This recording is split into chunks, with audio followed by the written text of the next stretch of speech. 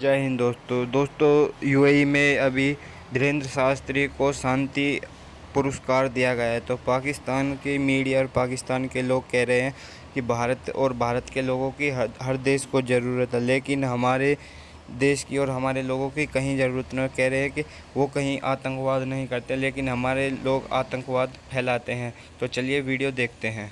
Dubai की ओर से, UAE की ओर से पूज्य बागेश्वर धाम सरकार को unity through diversity the UAE harmony award 2024 देने का फैसला किया है। दुबई के अंदर धीरेन्द्र शास्त्री महाराज, जिनको बागेश्वर धाम के नाम से भी बहुत ज़्यादा इंडिया के अंदर मकबूलियत हासिल है, उनको दुबई के अंदर इनवाइट किया जाता है और उनको रिसीव करने के लिए शेख फैमिली से डॉक्टर अबू अब्दुल्ला आते हैं। उनको अपनी लग्जरी गाड़ी में बिठाते हैं और गाड़ी खुद ड्राइव करते हैं और उनकी आमद पे जो है ना दुबई बहुत ज़्यादा खुश होते हैं और कहते हैं कि हिंदुज़म का जो पीस और लव का जो पैगाम है, आए सब इसमें मिलकर जो है कंट्रीब्यूट करते हैं। अब मैं आग्रह करता हूं आप सभी की ओर से, दुबई की ओर से और पूरी यूएई की ओर से, यहाँ की जो टीम है उसने ये तय किया है कि पूज्य बागेश्वर धाम सरकार और बागेश्वर धाम बालाजी की कृपा से जो दुनिया के लिए जो काम हो रहे हैं, आप सभी में से काफी लोग जो भारत जाते हैं वो देखते हैं, बागेश्वर धाम जाते हैं कि पूज्य महाराज श्री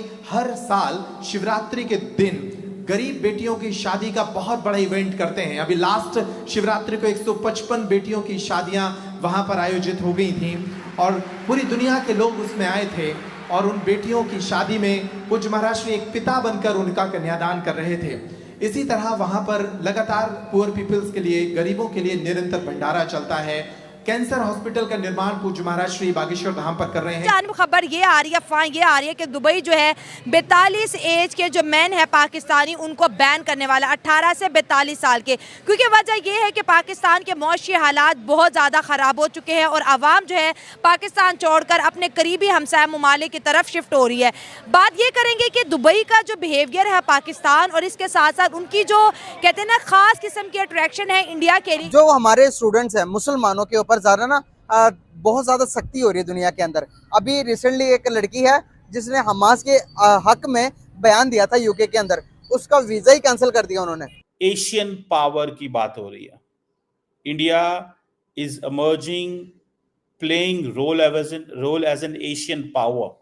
सो ये एक बड़ी इंटरेस्टिंग डेवलपमेंट है इस सेंस के अंदर। और कभी भी हमने नहीं देखा कि किसी ने भगवा कलर का गले में दुपट्टा पहना है, ठीक है, और कहीं पे भी बॉम्ब ब्लास्ट कर दिया या कुछ भी ऐसा वैसा आतंकी माहौल जिसे बोलते हैं ना, एनवायरनमेंट क्रिएट किया, कभी भी नहीं देखा। दुबई के अंदर धीरेन्द्र शास्त्री महाराज, जिनको बागेश्वर धाम के नाम से भी बहुत ज़्यादा इंडिया के अंदर मकबूलियत हासिल है, उनको दुबई के अंदर इन्वाइट किया जाता है और उनको रिसीव करने के लिए शेख फैमिली से डॉक्टर अबू अब्दुल्ला आते हैं। उनको अपनी लग्जरी गाड़ी में बिठाते हैं और गाड़ी खुद ड्राइव करते हैं और उनकी आमद पे जो है ना दुबई बहुत ज़्यादा खुश होते और कहते हैं कि हिंदुज़म का जो पीस और लव का जो पैगाम है, आए सब इसमें मिलकर जो है कंट्रीब्यूट करते हैं। दूसरी जानब खबर ये आ रही है, अफवाह ये आ रही है कि दुबई जो है 42 एज के जो मैन है पाकिस्तानी, उनको बैन करने वाला 18 से 42 साल के, क्योंकि वजह ये है कि पाकिस्तान के मौशी हालात बहुत ज़्यादा ख़राब हो चुके हैं और आवाम जो है पाकिस्तान छोड़कर अपने करीबी हमसाया ममालिक की तरफ शिफ्ट हो रही है। बात ये करेंगे कि दुबई का जो बिहेवियर है पाकिस्तान और इसके साथ साथ उनकी जो कहते हैं ना ख़ास किस्म की अट्रैक्शन है इंडिया के लिए, इसके ऊपर पाकिस्तानी आवाम, पाकिस्तानी यूथ से बात करेंगे। लेकिन आप दोस्तों से एक ही रिक्वेस्ट रहती है कि दोस्तों वीडियो हमारे साथ पूरा देखा करें, चैनल को सब्सक्राइब करें।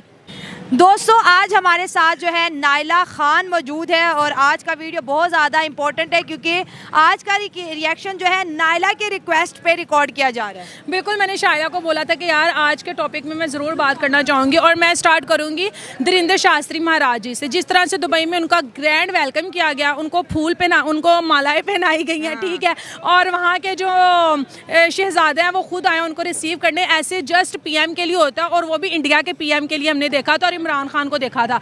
और यार मैं बताऊं, उनके महाराज जी के इसलिए उन्होंने इतना आला वेलकम किया है क्योंकि वो कभी भी हमने नहीं देखा कि किसी ने भगवा कलर का गले में दुपट्टा पहना है, ठीक है, और कहीं पे भी बॉम्ब ब्लास्ट कर दिया या कुछ भी ऐसा वैसा आतंकी माहौल जिसे बोलते हैं ना, एनवायरनमेंट क्रिएट किया, कभी भी नहीं देखा।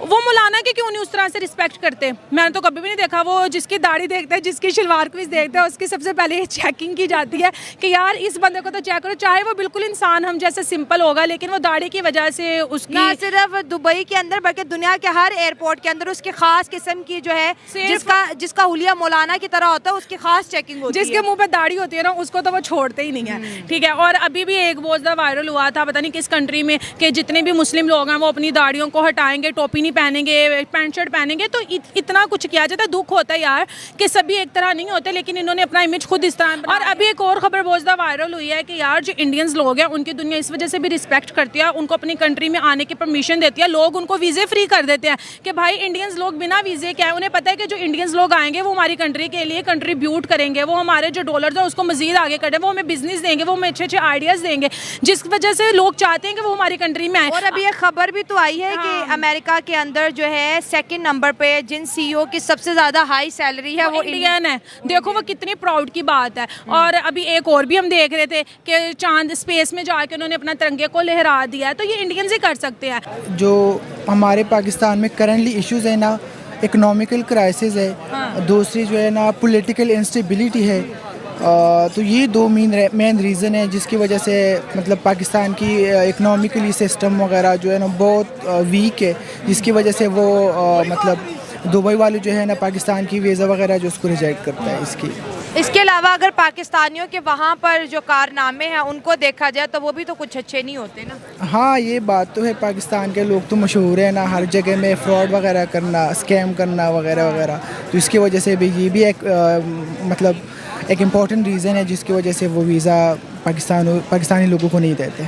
अगर हम इसी की बात अगर इंडिया के साथ जोड़ते हैं, उनके एक बहुत बड़े महाराज है धीरेंद्र शास्त्री महाराज, और उनका जी दुबई के अंदर बड़ा जो है ग्रैंड वेलकम किया गया और शेख फैमिली के डॉक्टर अबू अब्दुल्ला उनको आए, रिसीव किया, ख़ुद ड्राइव करके लेके गए और उनका 3 दिन का वहाँ पर प्रोग्राम था। और वो इतना खुश हुए कि आपके जो लव और पीस के मैसेज को जो है ना हम बहुत ज़्यादा प्रेस करते हैं, आए मिल के सेलिब्रेट करें। तो दुबई जो है वो हिंदुइज़्म और इंडिया की तरफ बहुत ज़्यादा जो है ना झुक रही है।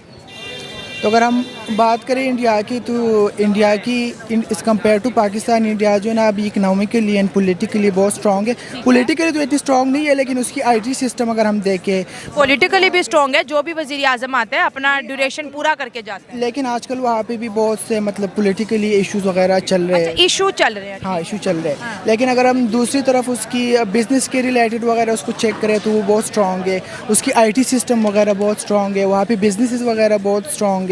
और इसके अलावा दुबई और इंडिया के दरमियान जो है ना फ्री ट्रेड सिस्टम है, उसके दरमियान जो है ना मुआहदे वगैरह बहुत अच्छे हैं। तो इसकी वजह से फर्स्ट ऑफ ऑल अगर हम पाकिस्तान के हवाले से देखा जाए तो हम सिर्फ इस हद तक होता है कि हमने वहाँ जाके कुछ नौकरियाँ करनी है, या हमारी जो गवर्नमेंट्स हैं या हमारे जो हाई ऑफिशियल्स हैं उनकी सिर्फ यहाँ तक होती है कि आप हमारे पास इन्वेस्टमेंट्स लेके आएँ, और उनका जो फ़रोग होता है। अगर आप जो आपने बात की इंडिया के हवाले से देखा जाए तो वो उसमें इंडिया में जो सारी की सारी यूथ है वो ऑलमोस्ट 82% IT एक्सपर्ट्स हैं, ठीक है। और अगर आप दुबई के हवाले से सामने कैमरे में देखें, हाँ। आप दुबई के हवाले से देखें तो वहाँ पे इस चीज़ का बड़ा स्कोप है, बहुत ज़्यादा स्कोप है।